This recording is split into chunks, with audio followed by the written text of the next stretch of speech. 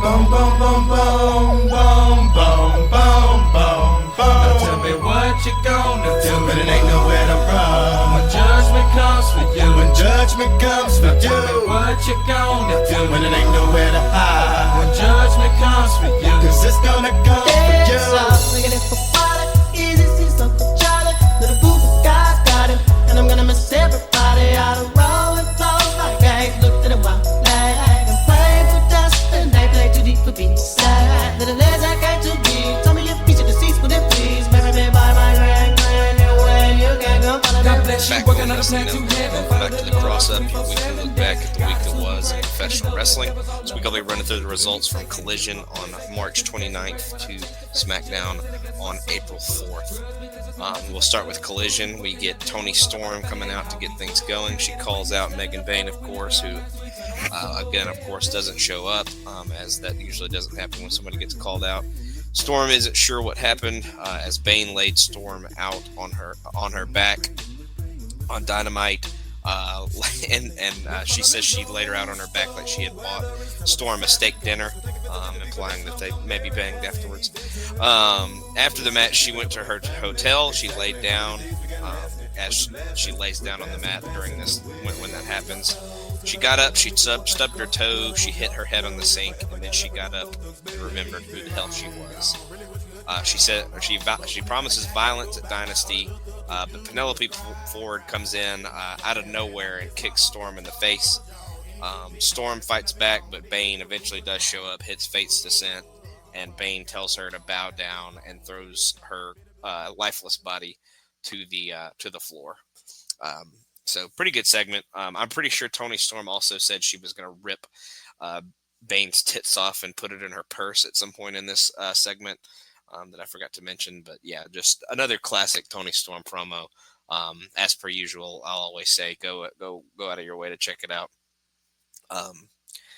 If you haven't seen it already, but definitely another solid promo by Toni and her only the way she can do them. But after that, the Death Riders aren't happy with Cope, and Claudio Castagnoli wants to take him out personally on Dynamite. Jon Moxley says he fears three people in his life: his mother, his sister, and his wife. And then he met Marina Shafir, who promises to feed Willow Nightingale her own liver. So pretty big statement there from Marina, but she is a very aggressive individual. So not surprising that she said something like that. We then get Jay White defeating Kevin Knight via pinfall following the Blade Runner.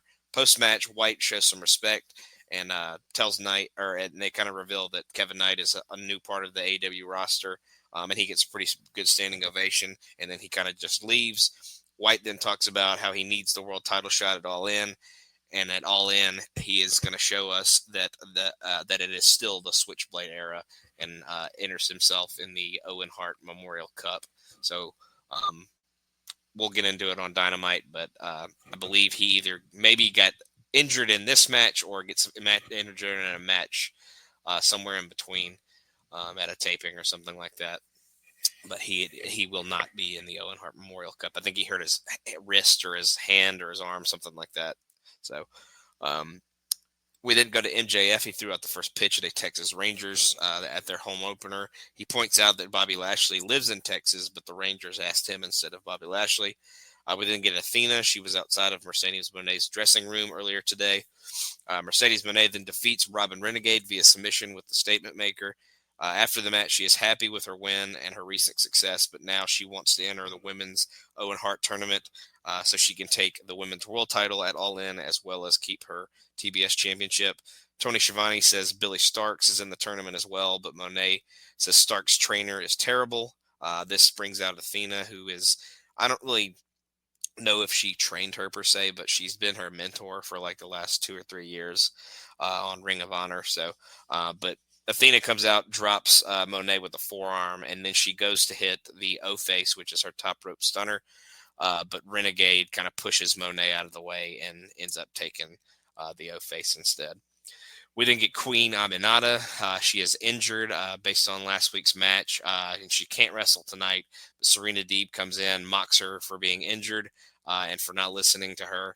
Aminata says she is not going to listen to Deeb, and Deeb tells her to use this time off to think about her decision by saying that. We then get Big Bill and Brian Keith, the Learning Tree, defeating Top Flight when Bill hits Dante with a big choke slam. Post-match, Crew teases that they're going to come in to beat down Top Flight, but AR Fox runs in to make the save. Jamie Hayter is then glad to be back to face Billy Starks tonight in the show's main event. And she also mentions that she will be in the Women's Owen Hart Cup as well. We then get Adam Cole. He's with his Undisputed Kingdom pals. They come out, and Matt Menard and Daniel Garcia come out as well. Cole praises Garcia for their recent matches, says they were the toughest in his career, or his AEW career. That shouldn't work for Garcia, though, as he should be bothered that he couldn't beat Cole either time. They need to finish this fight, and Garcia actually agrees, but Menard asks how many shots is Cole going to get. He keeps not beating you, so why do you keep giving him shots? Cole couldn't beat him, and Garcia doesn't have to do this, but Garcia says he wants to, issues a challenge for a rematch, but all of the other guys kind of get into an argument. Garcia cuts all of it off and says there will be no time limit and no outside interference in their next match, so there will be a winner. We then get Athena. She's with Billy Stark. She is ready to knock Mercedes Moné out again. She says she is also going to be in the Women's Owen Hart tournament. We then get Wheeler Yuta defeating Dax Harwood via pinfall with a seatbelt pinning combination. Post-match, Harwood is annoyed at the loss, claiming that it was only a 2 count. He grabs the referee, so security comes in. Cash Wheeler then comes in and gets shoved down because Dax thought he was a ref or a security guy. Harwood didn't do it on purpose, obviously, or that's what they're going with. And they go face-to-face, but Wheeler Yuta ends up walking away in all the chaos. Cash Wheeler ends up walking away from Dax in this situation. We then get Crew. They ask the Patriarchy what is up with AR Fox, but Nick Wayne thinks it's the team asking them for help. They kind of imply that he's right, but they just kind of leave it at a standoff. So whether the Patriarchy and Crew will get together later on, we shall see. Hologram then defeats Blake Christian via pinfall with a torture rack bomb. We then get Thunder Rosa and Chris Statlander. They both also enter the Women's Owen Hart tournament, and they're both ready to win it all, even if it means facing each other throughout. And then we get our main event where Jamie Hayter defeats Billy Starks via pinfall following the Haterade. Athena then comes out to stare down Hayter to end the show. A solid episode of Collision, but that Dax Harwood Wheeler Yuta match was definitely the best on the show.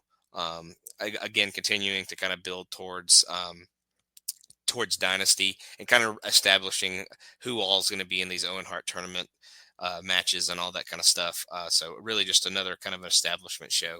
But I would say Harwood and Yuta was definitely one of the best matches of the week from this show. But another, maybe not great in-ring show, but a solid nonetheless, I would say. We then go to Raw. We open with John Cena. He puts the mic to his mouth, but Cody immediately interrupts. Cody says, "We've seen Cena talk for 2 weeks now. Now it's Rhodes' turn to do so." He kind of says he's going to do his job for him. He says Cena's probably going to make fun of his lisp, and that some words that he uses that has the letter S don't come up quite right, like Stardust. That's who Cena is facing in his final WrestleMania match, is Stardust, if you really think about it. He says he could also make fun of Rhodes having an arm tattoo on his neck and how he created his own wrestling company. Rhodes knew Cena would go with some of these things, but Rhodes is dealing with the idea that Superman is really dead. The truth is they used to ride together, and Rhodes knows that Cena cared about the people. Cena finally responds saying he's not going to punch down to Rhodes' level. Instead, he's going to bury Rhodes at WrestleMania. Cena is always accused of burying talent, but the reality is he is the talent and buries mediocrity. He isn't going to call out Rhodes for the things like the lisp because Rhodes is just his chauffeur. Rhodes thinks he found the blueprints so he can run the kingdom. For years, Rhodes sat by Cena and learned from him, and then he tried to do it himself. Now he relies on cheap gimmicks like having the fans chant his name to get by. Rhodes is a Pied Piper as he uses cheap tricks to get people to follow him. All we get is some big mixture of every TV show that Rhodes has ever watched from a kid who is still scared of public speaking. Cena hates seeing a pathetic Nepo baby carrying around the title when he had his gimmick tattooed on his neck. Rhodes is nothing but a common fan who can go buy the Fanatics toy title and be the people's champion. Rhodes then says that the people chose him just like one man chose Cena, but we don't talk about him anymore, obviously talking about Vince. The reality is that Cena has more dick in his promo than he does in his jorts, and he hangs out with Zac Efron and wishes he was only 16 again. Sure, Rhodes left for his own company, but Cena didn't even clean up his room when he left for Hollywood. There are two of them in the ring right now. Which one of them sold out to The Rock? John, you are still my hero, but you are also a piece of shit. Cena says Rhodes's mind is full of feces and not facts. He sold out because no one is worthy of following him. After all these years, he still finds ways to make things great, including Rhodes. Cena says, I make empires for billionaires, and all you've done is steal money from their kids. Cena goes to leave, but Rhodes says that not once have the fans told him he can't wrestle, and that obviously touches a nerve with Cena, who gets back in. They kind of go face-to-face. Cena teases leaving, but goes for a right hand, and Cody ends up hitting a crossroads with Cena down. Cody tucks his tie in and points to the WrestleMania sign and poses with the belt. We then get video for our Rhea Ripley Io Sky match later in the night. The New Day then come out for their match, and Adam Pearce introduces some surprise opponents. It is the returning New Catch Republic of Tyler Bate and Pete Dunne, but the New Day actually defeat them when they hit the Daybreaker on Dunne. After the match, the New Day says they want a title shot, so here are the War Raiders, and they kind of just have a stare down. So, and I think the War Raiders say, if they want some, come get some, something like that. We then get Jimmy and Jey Uso. They fire each other up for their matches with Gunther. Jey tells Jimmy to be careful tonight, though. Gunther then defeats Jimmy Uso via submission with the sleeper. After the match, the beatdown is on, but Jey comes out to make the save. They go to commercial break, and Jey helps Jimmy out, but Gunther runs back to the ringside area, beats them both down. He ends up zip tying Jey to the ropes, so he can't get to Jimmy as Gunther continues to beat him down, just beats him mercilessly. He taunts Jey, gets the belt, knocks Jimmy off the apron. Jimmy is busted open. Gunther rubs the blood on his chest. Jey tries to pull Jimmy to him, but Gunther pulls him back for elbows to the head and more sleepers. Gunther tells him to help his brother, and Agent Security finally come in to make the save. But Jimmy got busted open pretty severely here and was bleeding all over the place. It was a really good visual, probably the best build that they've done for this match so far, I would say. Gunther's kind of looked like a loser for most of this. It seems like Jimmy always gets the upper hand, but this one is the time that Gunther really got the upper hand and really severely beat down Jimmy. So it was a really good segment. We then go to the back. Finn Balor is ready to get gold back to the Judgment Day, but doesn't seem pleased with Raquel Rodriguez for losing her Intercontinental Championship match last week. Balor and most of the men of the Judgment Day leave, but Carlito kind of stays behind, only for Liv and Raquel to tell him to go along with the other guys. We then get Finn and Dom. They defeat Penta and Braun in a tag team match when Braun accidentally hits Penta with the super spear, and then Finn follows it with the coup de grace and gets the pinfall. We then get Chad Gable. He is still out with a medical issue, but he'll be fine next week for a match in his hometown. Adam Pearce says nothing is more important than his health. So next week, it's El Grande Americano in action instead. Gable goes to leave and runs into the Alpha Academy. He calls them clowns and calls Otis an idiot. Maxine then says she and Natalya have been talking and they want in on the women's tag team title picture. We then go to the back, and Penta and Braun Breaker are yelling at each other, and Braun basically he doesn't challenge him necessarily, but he says if if you want to fight, let's fight. But then we go to the ring. We get AJ Styles calling out Logan Paul, who doesn't leave him waiting very long as Paul pretty much immediately comes out. He mocks the fans for not liking him and saying they're on his time. As for Styles, Paul has had a change of heart. He's a girl dad now, and he forgives Styles for what he did to him at Madison Square Garden. Styles has a daughter too, and forgives Paul for being the biggest douchebag ever in WWE. Paul can have all the money and fame that he wants, but the people care about what he can do in the ring. The fans get on Paul for Prime being awful before insults continue. Styles then seems to be ready to fight, but Paul teases a WrestleMania match instead. Paul calls the fans poor and then tries to kick to the ribs, but the fight goes on from there. They go outside, and Paul gets in a low blow, and then he gets back in the ring and hits the pulverizer, and that leaves Styles laying. We then get Lyra Valkyria. She is happy with her title defense last week, but now she wants to even the score with Bayley, as Bayley beat her in an Elimination Chamber qualifying match, and she'll do so next week when she defends her title against Bayley. Finn Balor then says he won the tag team match earlier and wants another Intercontinental title shot. With Balor gone, Liv tells Dom that he equally as much won the match, and he shouldn't be happy with this, and she is going to go talk to Adam Pearce for him as well about getting a shot at Braun as well. And then we get our main event where Io Sky and Rhea Ripley fight to a double disqualification after they both accidentally hit Bianca Belair on multiple occasions.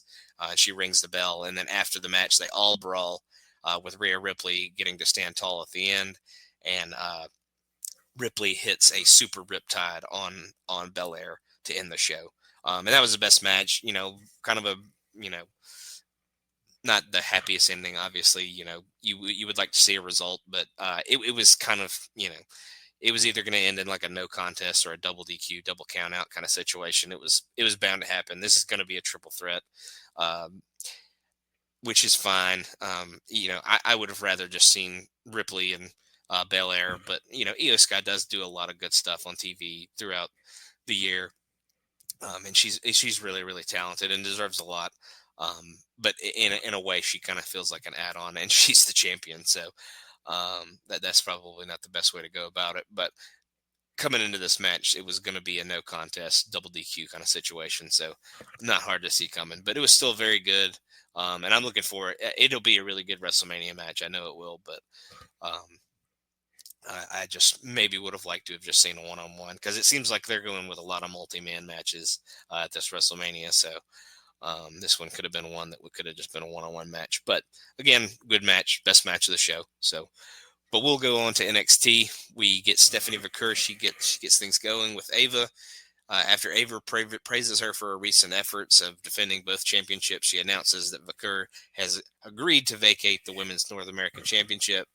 Therefore, a new champion will be crowned, and shocking, they're going to do a 6-woman ladder match at Stand and Deliver. So everybody I've talked to this week pointed out that NXT's favorite gimmick is doing the 6-person or multi-person North American, either women's or men's title match. So once again at Stand and Deliver, we will have a 6-person ladder match for the North American Women's Championship, and qualifying matches will begin tonight.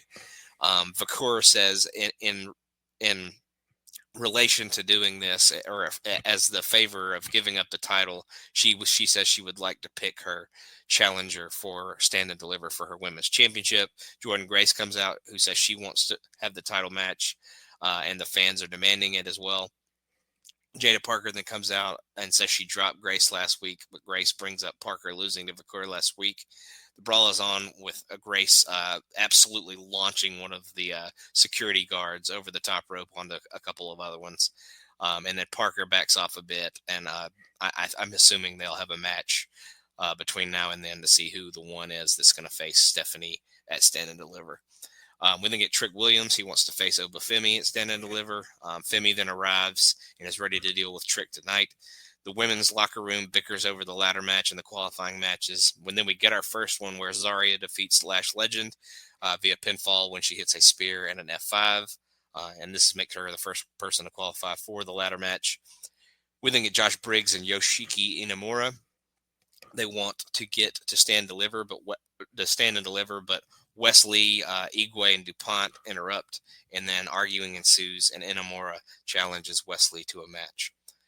We then get Kalani Jordan. She seems interested in getting into the ladder match, but Roxanne Perez comes in and says she wants to win the title, so she'll have every women's title in NXT. Ava puts them into a qualifying match against each other tonight. We then get the D'Angelo family. They have gone looking for information on the Dark State. They have found out the members' names: Dion Lennox, Osiris Griffin, Cutler James, and Saquon Sugars. We get some kind of mini bios on them. Kind of obviously implies that a lot of them play college athletics due to the NIL program that NXT has going on these days. And it points out that all of them had very good grades when they were in college as well. Tony D'Angelo sees the potential in them, but has to calm Stacks down from being frustrated by all this. The last plan Stacks put together didn't go so well, but Stacks says he trusts D'Angelo in making a plan of going forward with what they're going to do to the Dark State. We then get Hank and Tank. They have new gear, courtesy of Pretty Deadly, but they're not sure it looks just right. We then get the members of the Culling.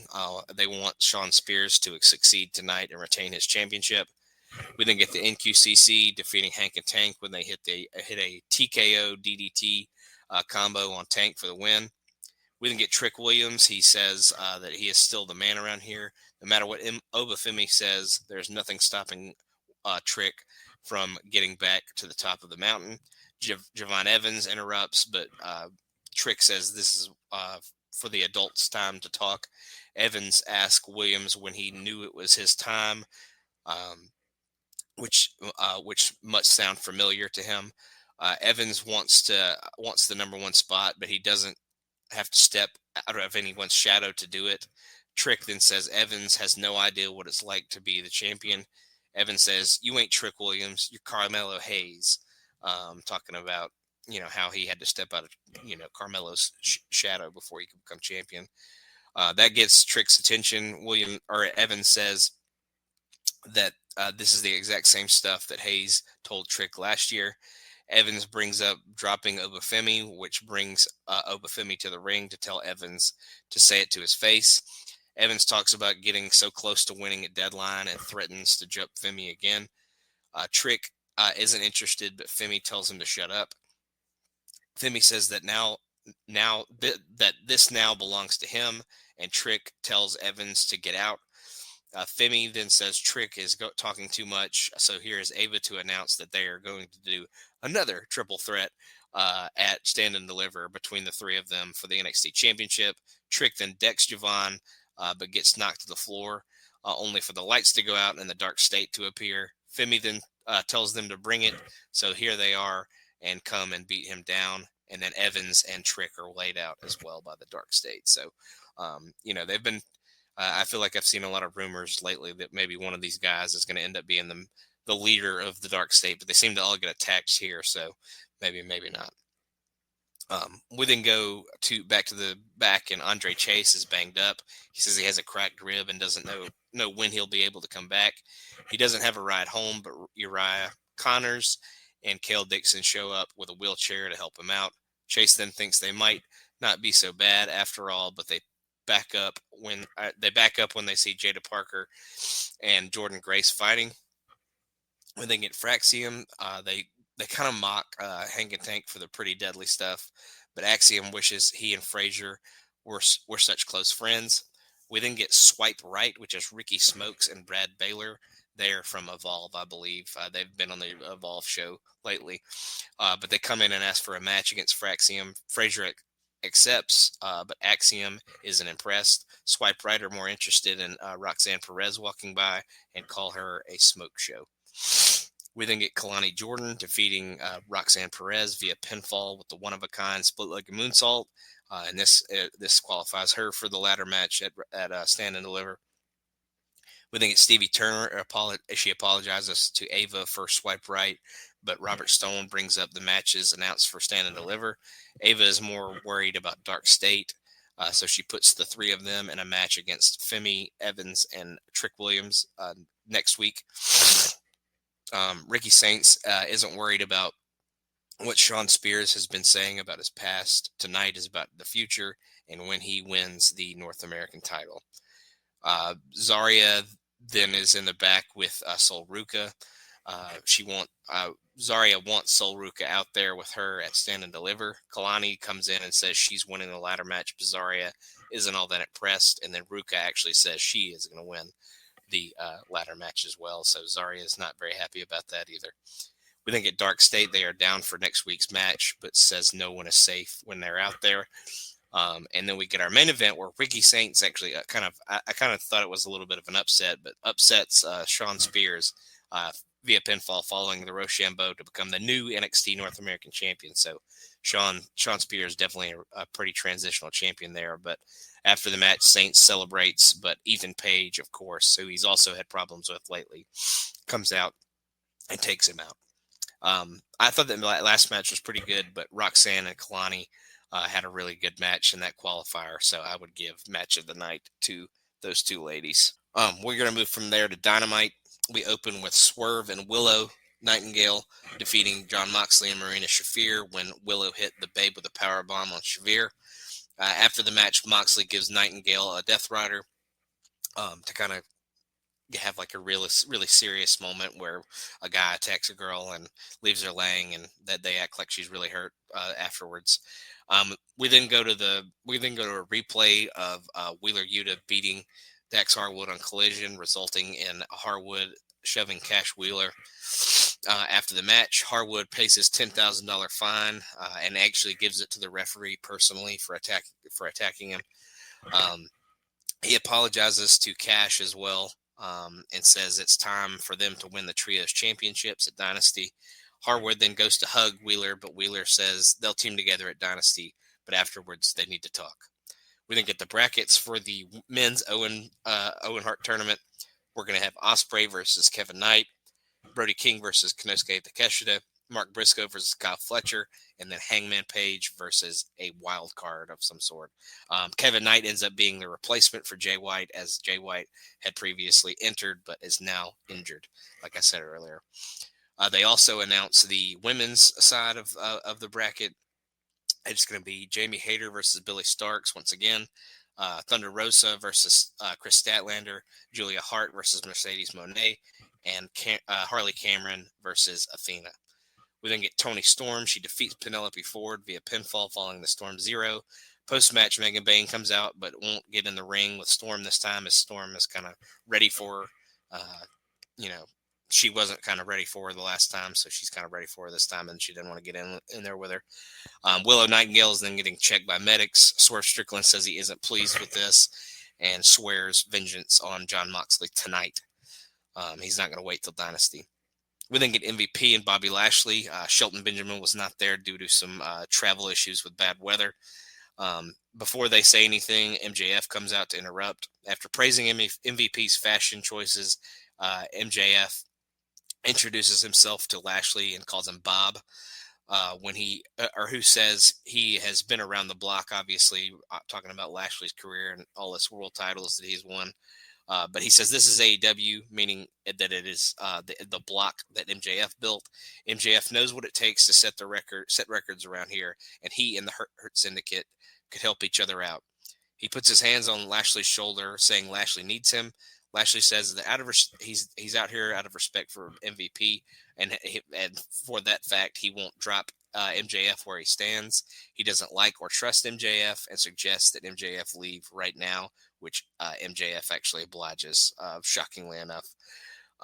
We then get Brian Keith and Big Bill once again winning a match where they destroy a couple of jobbers when Bill finishes it with his big choke slam again. After the match, he issues a challenge to the Hurt Syndicate, which MVP and Lashley had stayed out there and watched the match. But he challenges them to a match at Dynasty, and they don't really talk about it. But I think Lashley and MVP accepted it. They don't really say anything, but they kind of just do like a thumbs up. So hopefully we'll see that match at Dynasty, and hopefully it's pretty good. We then get Mercedes Moné. She is ready for Julia Hart in the first round of the tournament. It's going to be at Dynasty. She is also ready to team up with Harley Cameron, who, of course, pops up with the Mercedes Moné puppet.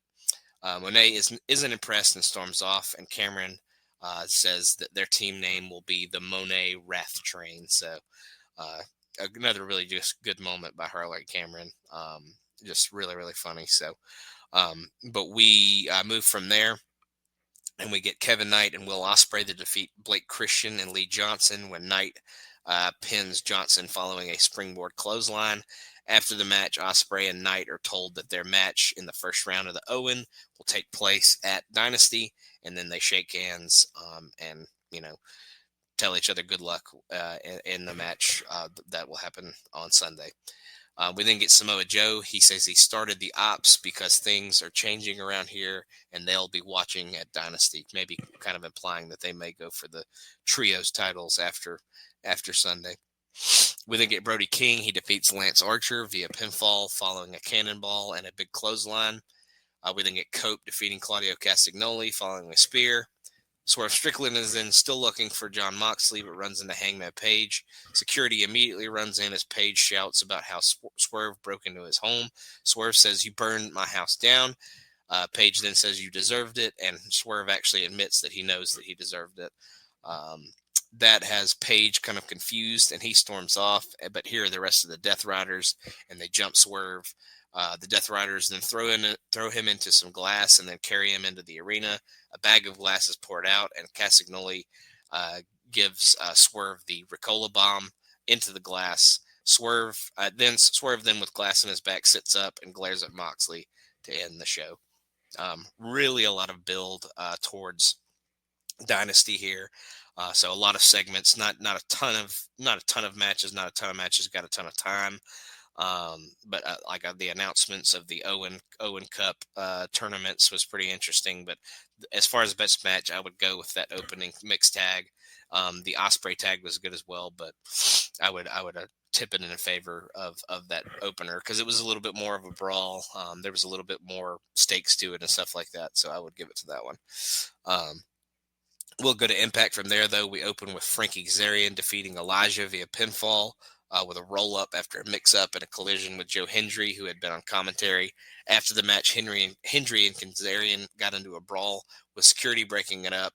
Hendry then comes up favoring his shoulder as Elijah maybe had pulled him a little more aggressively than he meant to off of the brawl. Then after the match, Hendry's shoulder is being examined by the doctor, but it's not clear how bad things are right now. We then get a digital exclusive from last week where Eddie Edwards was yelling at the rest of the system and walks out on them. He then invites all of them to the ring. And he says last week he gave the system an ultimatum: either you're on board with his vision or you're out of the team. The rest of them then come out with JDC saying he's in. Brian Myers and Alicia Edwards also say that they're in. And that leaves Moose. Eddie asks if he's in or out, but Cody Deaner interrupts before he can answer. Deaner was waiting to see if someone was going to be fired from the system and didn't hear an answer from Moose.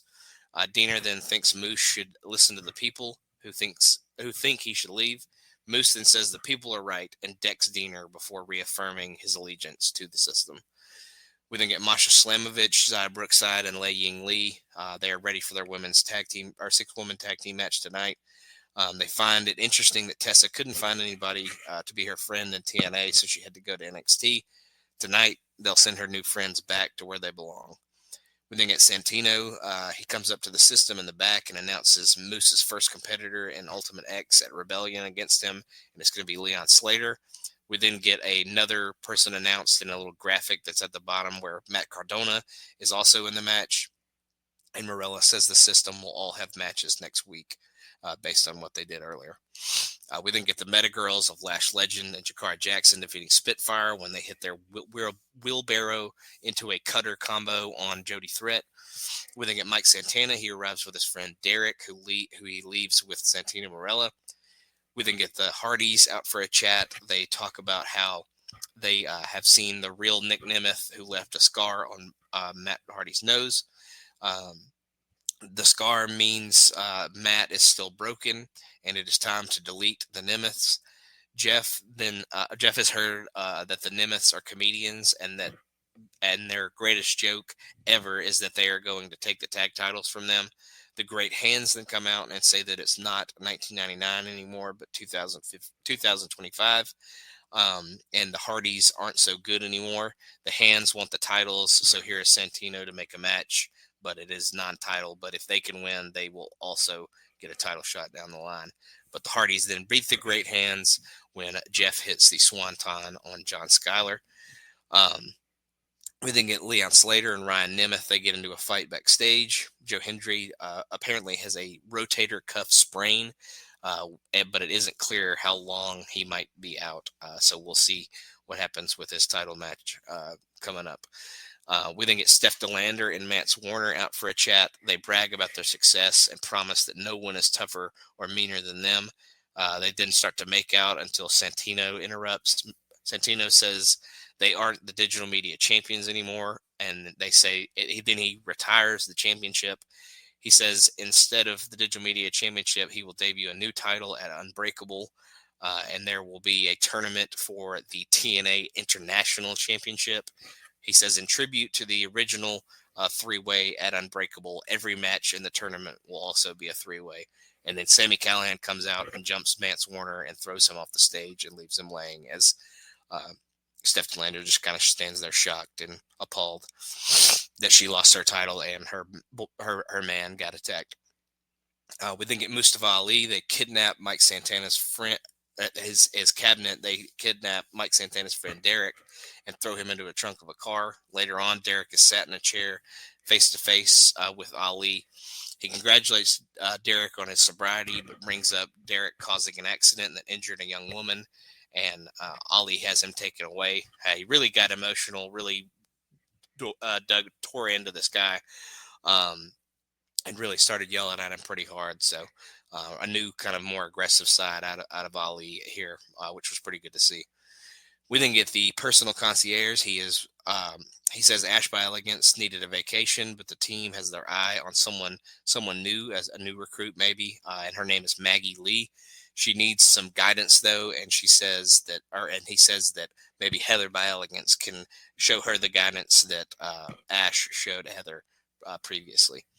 We then get Santino. He pops up again. He draws the first names of the international title tournament. It's going to be Eddie Edwards versus Ace Austin versus Steve Macklin. We then get an announcement that El Hijo del Vikingo is going to be back at Rebellion, and he's going to be in the Ultimate X match as well. We then get Tessa, JC Jane, and Jasmine Nix defeating Lei Ying Lee, Masha Slamovich, and Zaya Brookside when Tessa hits a buzzsaw DDT on Masha after a pile driver attempt was broken up. We then get Santino again. He draws more names for the tournament. It's going to be Sami Callihan versus Eric Young versus JDC. Mike Santana then finds his friend Derek and wants revenge on Ali and his cabinet. We then get one more tournament match announced. Zachary Wentz, Mance Warner, and AJ Francis will face each other. And then Sami Callihan comes in and says he wants Warner at some point. So Santino makes it happen. We then close with a Frankie Kazarian promo.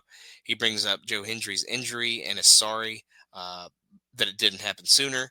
However, he has a better announcement. He is cashing in his title shot at Rebellion. The lights then go out, and NXT's Ethan Page comes out as a surprise.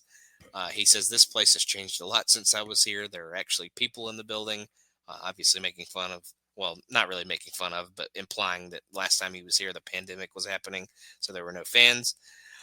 Page then likes the idea of Kazarian cashing in on an injured Joe Hendry, but brings up an idea he threw to Santino Marella. The thing is, Page is already getting a world title shot at Rebellion, so Kazarian charges right into a kick to the head, and Ethan Page poses to end the show. Not a bad impact, not a great one by any stretch either, but that 6-woman tag was definitely the best match of the show for me. But then we'll move straight on to SmackDown. We open with Punk. He is in his hometown. Gets a big entrance. He poses all around ringside. He even grabs the camera and shows off the, he takes a picture. He shows the crowd and shows how excited they are. He gives the camera back to the cameraman eventually. Punk talks about how it is his goal to make new fans anywhere he goes. Tonight, though, he wants to thank the fans here in Chicago because he has always been told he isn't supposed to be here. Now, though, he's not sure if you've heard, but he's in the main event of WrestleMania. Punk has taken all kinds of steps throughout his career, including being on John Cena's gangster car at WrestleMania 22 in this very building. But everyone said he wasn't supposed to be here. Now, though, he's right here in his hometown, and he has to thank his beautiful wife. We get an AJ Lee chant, and he actually mentions Larry, his dog, as well. And he says now the hard work begins. He is getting ready for WrestleMania, but here is Paul Heyman coming out to interrupt. Heyman apologizes for being late, and he says it was no disrespect to the city or his best friend, the best in the world, CM Punk. The fans chant ECW, so Heyman can't help but smile. Heyman says that Punk belongs here, and he belongs in the main event of WrestleMania. The last time they were here in this ring together, Heyman asked Punk to take him with him. Then the Bloodline attacked Heyman and put him out longer than any other time in his career when he wasn't fired. Punk was considering leaving after Hell in a Cell, but Heyman begged him to come back at War Games.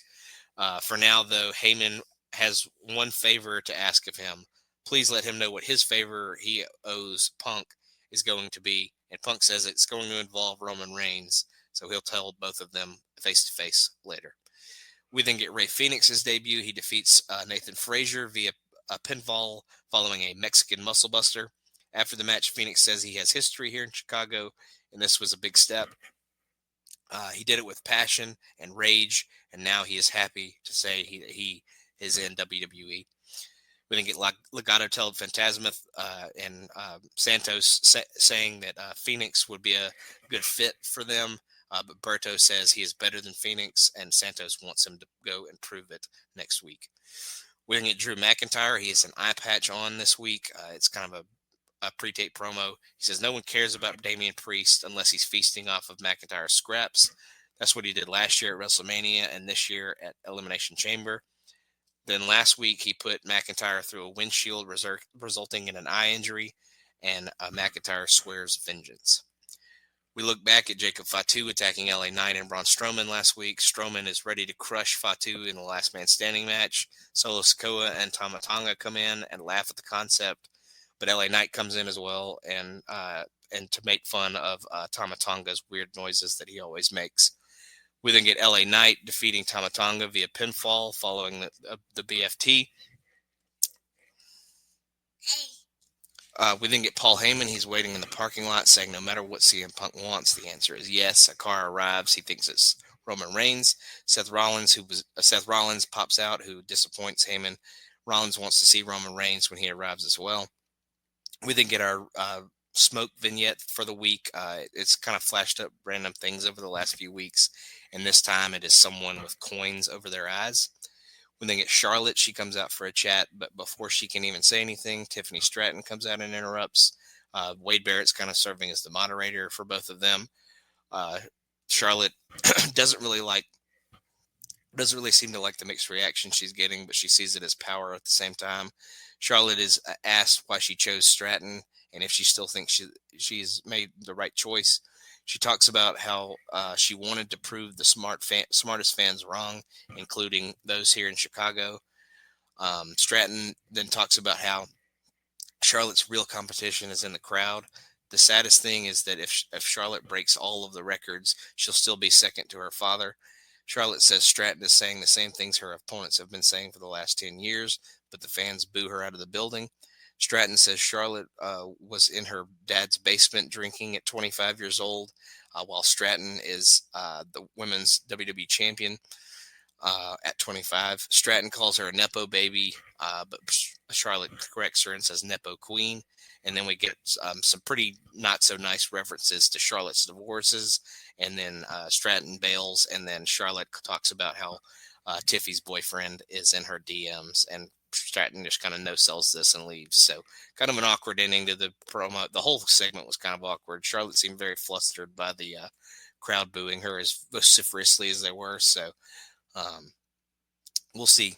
I haven't been too impressed with the build to this one so far. I'm hoping the match will kind of make up for it. But not the best segment for sure. Nick Aldis then announces a women's tag team gauntlet match for next week. Raw teams will be included, and the winners will get a shot at Liv and Raquel at WrestleMania. We then get the Motor City Machine Guns defeating DIY when Sabin avoids a charge and Ciampa runs into an exposed turnbuckle, and Sabin catches a roll-up. Post-match, the Guns have a stare down with the Profits, obviously heading towards a tag team title match with them. The Miz and Carmelo Hayes then mock Pretty Deadly for losing in their hometown last week. Pretty Deadly doesn't think much of Miz and makes fun of his acting record, and then Miz isn't too impressed with them in general. Naomi then defeats B-Fab via pinfall following a code breaker. Post-match, Naomi calls out Jade Cargill, who runs in with a pump kick. Nick Aldis then makes the match between Naomi and Jade at WrestleMania. We then get Damian Priest. He calls out Drew McIntyre for being, this is another kind of pre-tape promo. He calls him out for being distracted time after time, and Priest took advantage of it every time it happened. Then McIntyre cost him his chance at going to WrestleMania, so he wants to go face-to-face with him next week. We then get Nick Aldis out to make an announcement. He says, there's a reason we tell you not to try this at home, and he brings Kevin Owens out for a chat. Owens talks about how he's been doing this for 25 years, and there's a price to pay for doing the things that he does. Now it seems that it's his turn to pay for those prices. After the last few months of issues, he needs neck surgery. The timing couldn't be worse, and it means he won't be facing Randy Orton at WrestleMania. He doesn't know when he'll be back, but he will never take anything in this ring for granted ever again. Owens shakes Aldis' hand, goes to leave, and Orton comes to interrupt. He goes to get in the ring, and Owens starts to leave. They don't really shake hands, but they kind of give each other a not acknowledging nod. And then Aldis leaves Aldis to say that Orton doesn't have a WrestleMania match now, and Orton RKOs him out of nowhere. We then get Jacob Fatu. He defeats Braun Strowman in the last man standing match after last hitting a running hip attack through a table in the corner. This gets him a U.S. title shot at WrestleMania. And then we get our final segment where Paul Heyman says Roman Reigns will be here soon. And then after the break, he arrives and they come to the ring. And Heyman seems very nervous.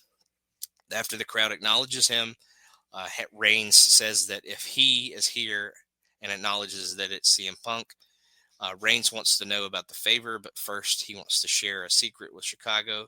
The reality is that Punk wouldn't be back here without him. Reigns mocks the people that cheer for Punk because they're both from Chicago before asking for some chance of his own. He wants Punk out here right now to find out what this favor is. Instead, Seth Rollins comes out and he hits all of his usual revolutionary, visionary, all that kind of stuff. Rollins wouldn't miss this for anything and wants to know about the favor as well. Rollins rants about Punk being in the main event, which he blames on Reigns for not stopping him when he had the chance. Reigns says that he made a promise to Heyman and he kept his word. He called Punk out here and got Rollins instead, but Rollins wants to know about the favor as well. Punk then comes out who says this is about promises being made and promises being kept. Punk talks about meeting Heyman in Louisville, Kentucky, and how Heyman knew that Punk would be a star. Heyman said that when Punk main event at WrestleMania, it forced WWE to deal with him. That is what Punk is going to do due to Roman Reigns now, as he wants Heyman in his corner at WrestleMania. Reigns seems a bit stunned, but laughs it off and saying that he saved Heyman. Even if he lets Heyman do it, he knows Heyman wouldn't, and tells Heyman to let Punk down gently. Instead, Heyman looks at Reigns and kind of starts welling up and crying. Reigns gets serious and says, tell him no, but Heyman doesn't say anything. Heyman then says no to Roman, which makes Rollins laugh, and Reigns yells at Heyman before getting taken down with a GTS, and then Punk and Rollins stare down as Roman lays prone on the mat to end the show. really hot ending to the show. Again, more building towards WrestleMania. The last man standing match was absolutely incredible. I thought it was the best match of the week, let alone the best match of SmackDown. So really good last man standing match there. But as far as TV match rankings, like I just said, that was my best match of the week. Harwood and Yuta would be number 2 for me. Phoenix's debut versus Nathan Frazier would be number 3. Rhea and Io would be number 4. And then number 5 would be Roxanne Perez versus Kalani Jordan from NXT. So a solid week nonetheless. More great build towards WrestleMania and Dynasty. So those shows are coming up pretty soon. Dynasty happening tonight as I'm recording this on Sunday. So definitely looking forward to checking that out. And then WrestleMania obviously happens in a couple of weeks. So thank you for joining me as always, and we will see you. Lights go up,